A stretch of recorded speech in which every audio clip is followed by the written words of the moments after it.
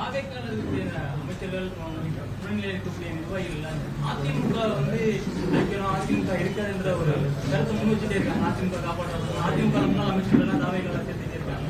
உங்களோட தாய் கழகத்தை எப்படி பாக்குறீங்க? அதிமுகவோட நிலை தமிழகத்தில் என்னவா இருக்குன்னு நீங்க நினைக்கிறீங்க? அமமுகவோட புதிய இன்னொரு அதுல இன்னொரு அமைச்சர், மாண்புமிகு அமைச்சர் இருக்காரு, டெய்லி ஒரு பொய் சொல்லிட்டு இருப்பாரு. ஆதவ அர்ஜுனா வந்து தாவேக்கா தான் புதிய அதிமுக எல்லாம் கதை விட்டுட்டு இருக்காரு. அதை பத்தி கேட்கல நீங்க. அதாவது அனைத்து இந்திய அண்ணா திராவிட முன்னேற்ற கழகம் புரட்சி தலைவர் அவர்களால் உருவாக்கப்பட்ட இயக்கம். அவர்களது மறைவிற்கு பிறகு அம்மா அவர்களால் கட்டி காக்கப்பட்ட இயக்கம். இன்றைக்கு அந்த இயக்கத்தில் கடந்த 9 ஆண்டுகளாக திரு யுபிஎஸ் அவர்கள் பொதுச் செயலாளராக அந்த இயக்கத்தை வழிநடத்தி வருகிறார். அம்மா அவர்கள் மறைவுக்கு பிறகு என்னை அந்த இயக்கத்திலிருந்து அவர்கள் நீக்கியதால் உருவானதுதான் அம்மா மக்கள் முன்னேற்ற கழகம். எங்களுக்குள் எத்தனை கருத்து வேறுபாடுகள் இருந்தாலும் அம்மாவின் தொண்டர்கள் என்ற முறையில் நாங்கள் அதிமுகவோட பயணிக்கிறோம். இன்றைக்கு உங்களுக்கு தெரியும், 26 தேர்தலுக்கு பிறகு தாவேகா என்கிற கட்சி, திரு விஜய் அவர்களின் கட்சி 107 தொகுதிகளில் வெற்றி பெற்றாங்க. 107 108 அவர்களுக்கு அறுதி பெரும்பான்மை 118 கிடைக்கவில்லை. தமிழ்நாட்டு மக்கள் கொடுக்கவில்லை என்பதுதான் உண்மை. திமுக கூட்டணிக்கும் அதிமுக கூட்டணிக்கும் சேர்த்து 126 சட்டமன்ற உறுப்பினர்களை கொடுத்தார்கள். அதில் அம்மா மக்கள் முன்னேற்ற கழகம் நாங்களும் ஒரு சட்டமன்ற உறுப்பினர் வெற்றி பெற்றோம். இந்த 126 சட்டமன்ற உறுப்பினர்களும் தாவேகா திரு விஜய் அவர்களின் வேட்பாளர்களுக்கு எதிராக வெற்றி பெற்றவர்கள் என்பதை திரு விஜய் அவர்களும் அவரை சுற்றி இருக்கிற அந்த பரிவாரங்களும் மறந்துவிடக்கூடாது. எங்களுக்கு ஆட்சி பொறுப்பை கொடுத்து விட்டார்கள் மக்கள் என்று அவர்கள் சொல்வது தவறு. 118 பேரை கொடுத்திருந்தாங்கன்னா, எம்எல்ஏக்களை கொடுத்திருந்தா அது அவங்களுக்கு ஆட்சி அதிகாரத்தை கொடுத்திருக்கிறார்கள் என்றுதான் அர்த்தம். இன்றைக்கு ஏற்கனவே 50-60 ஆண்டுகளாக ஆட்சி பொறுப்பிலே இருந்த திமுக மற்றும் அதிமுகவுக்கு மாற்றாக திரையுலகில் பிரபலமாக இருந்த திரு விஜய் அவர்களுக்கு இன்றைக்கு அவர்கள் தனிப்பெரும் கட்சியாக 108 அதிக எம்எல்ஏக்களை உள்ள கட்சியாகத்தான் கொடுத்தார்களே தவிர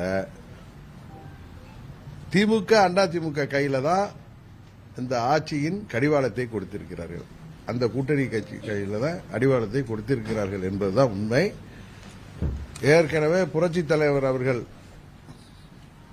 முதலாக வெற்றி பெற்ற போது அறுதி பெரும்பான்மையோட ஆட்சி அமைத்தார்.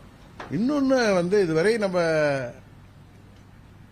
இந்திய வரலாற்றில், அரசியல் வரலாற்றில் பார்த்திருக்கோம். தேர்தலுக்கு முன்பான கூட்டணி கட்சிகள் தேர்தல் முடிந்த போது அவர்களோடு கூட்டணி ஆட்சி அமைந்ததுதான் பார்த்திருக்கோம்.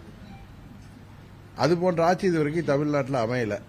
2006 திரு கருணாநிதி அவர்கள் 96 தொகுதிகள் தான் வெற்றி பெற்றிருந்தாலும் அன்றைக்கு கூட்டணி ஆட்சியாக இல்லாமல் அவர்கள் கூட்டணியாக காங்கிரஸ் மற்ற கம்யூனிஸ்ட் இவர்கள் ஆதரவோடு அவர் ஆட்சி அமைத்தார். ஆனா இப்ப தாவேக்கா அப்படி ஆட்சி அமைக்கல. அதுதான் உண்மை.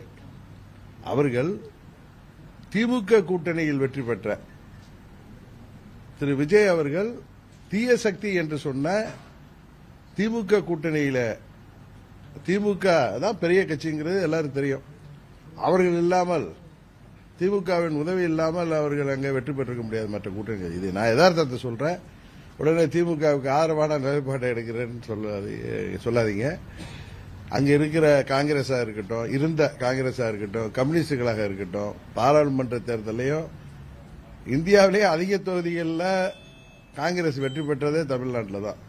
எனக்கு தெரிஞ்சு கம்யூனிஸ்டுகளுக்கு தமிழ்நாட்டில் தான் 2 எம்பிக்கள் இருக்கிறார்கள் நினைக்கிறேன். மற்ற மாநிலங்களில் இருப்பதாக ஒரு எம்பியா 2 எம்பி இருக்கலாம்.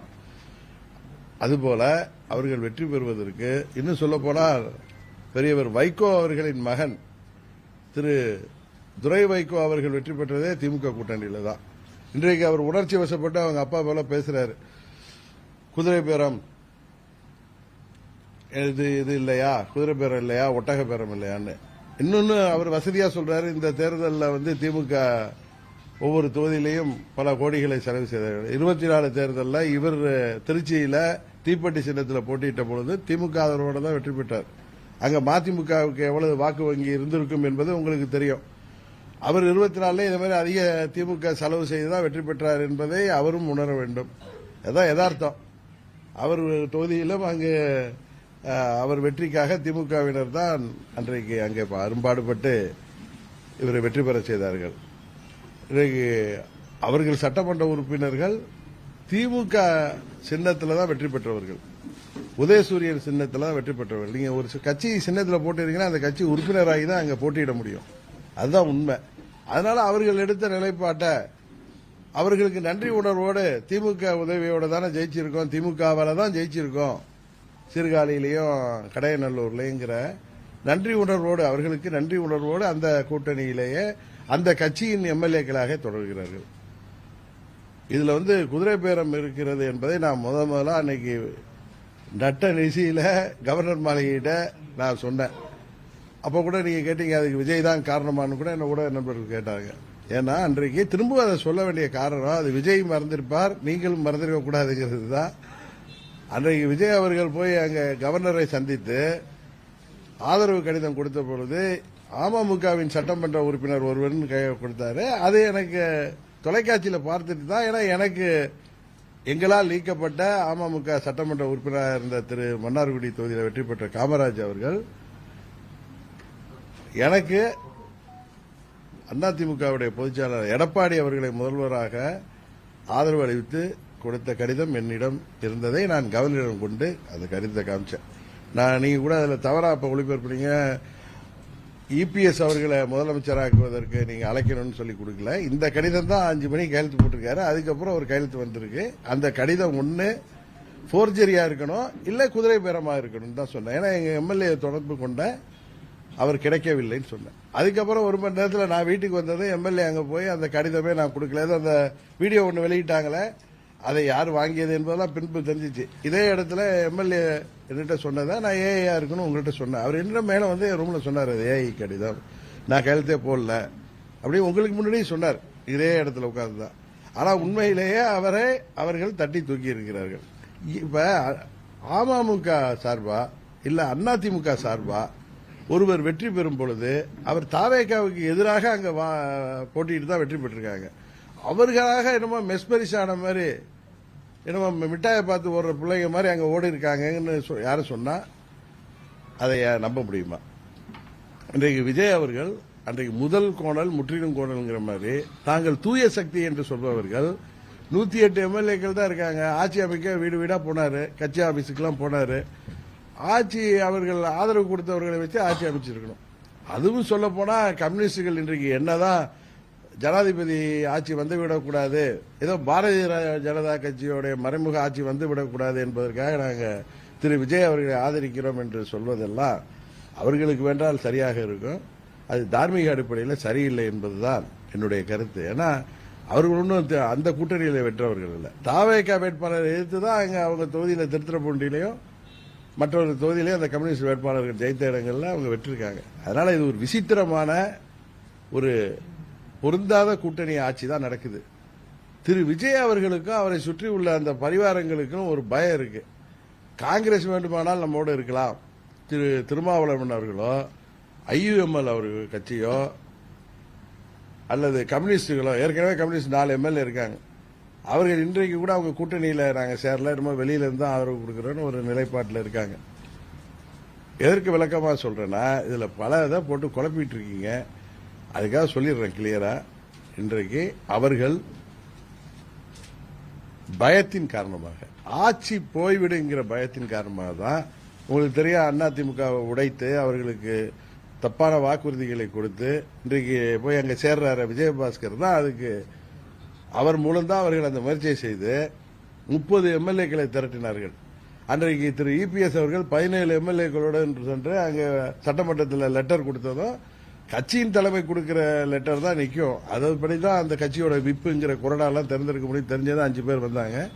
அப்புறம் இவர்களே அன்றைக்கு ஆதரவு கொடுத்தார்கள். தவறான ஒரு முடிவு எடுத்தார்கள். அன்றைக்கே சொன்னேன், தவறான வழியில் போகிறீர்கள், உங்களை விஜய் நடு ரோட்டில் நிறுத்தப் போகிறார். நான் இன்னைக்கு இல்ல என்றைக்கோ சொன்னேன், ஜூன் மாசமே சொன்னேன், இல்ல மே மாசமே சொன்னேன். இவங்க போய் ஆதரவு அளித்தது மாபெரும் தவறு.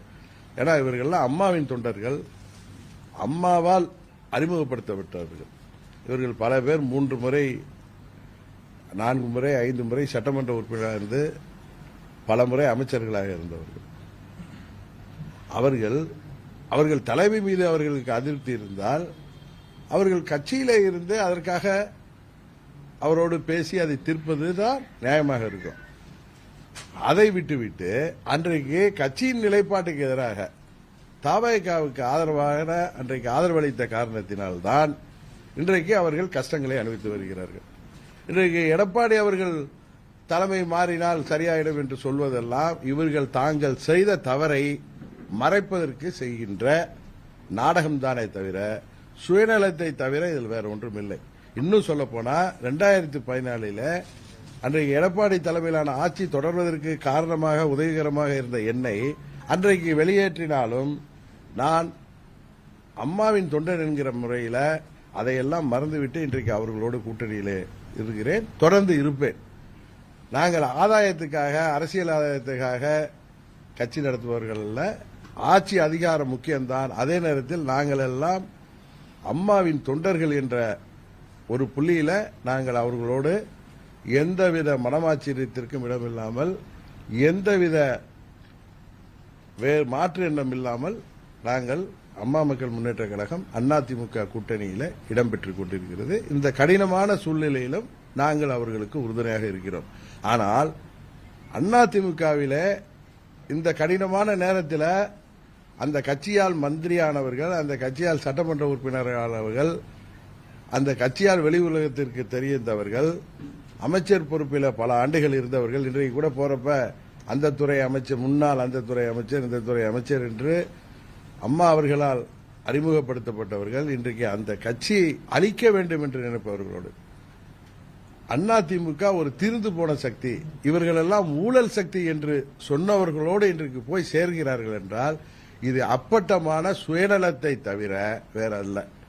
இன்னொன்னு, ஒரு திரு எடப்பாடி பழனிசாமி அவர்கள் ஒன்றும் புரட்சி தலைவரோ புரட்சி தலைவர் அம்மாவோ அவர்கள் அல்ல. அம்மா அவர்கள் மறைவுக்கு பிறகு எங்களால் முதலமைச்சராக்கப்பட்டவர். அவரை இவர்கள் எல்லாம் சேர்ந்து அவரை பொதுச்செயலாளராக்கினார்கள். அவரும் கடந்த 7-8 ஆண்டுகளாக அந்த இயக்கத்தை வழிநடத்தி வருகிறார். அவர் மீது எதுவும் குறை குற்றங்கள் இருந்தால் அதை பேசி தீர்க்க வேண்டுமே தவிர இதுபோல ஆளுங்கட்சிக்கு போய் ஆதரவாக போய் சேர்வதோ அந்த கட்சியை விட்டு வெளியேறுவதோ அது அம்மாவின் தொண்டர்கள் என்று சொல்பவர்களுக்கு அழகல்ல. அவர்கள் அதை எண்ணி பார்க்க வேண்டும், உணர்ந்து திரும்பி வர வேண்டும். உறுதியாக நான் திரு இபிஎஸ் அவர்களுடன் இவர்களுக்காக பேச தயாராக இருக்கிறேன். அவர்கள் தவறான பாதையில் செல்லக்கூடாது. அம்மாவின் கட்சியை, புரட்சி தலைவரின் கட்சியை ஒழித்துவிட வேண்டும் என்ற நோக்கத்திலே இருக்கிற தவேகாவிலே போய் சேர்வது உண்மையிலேயே அது வருங்காலத்தில் அவர்கள் பெயர்ல ஒரு வருங்கால வரலாற்றில் அவர்கள் கருப்பெழுத்துகளால் அவர்கள் பெயர் எழுதப்படும் என்பதுதான் உண்மை. ஆட்சி அதிகாரம் இன்றைக்கு இருக்கும், போகும்.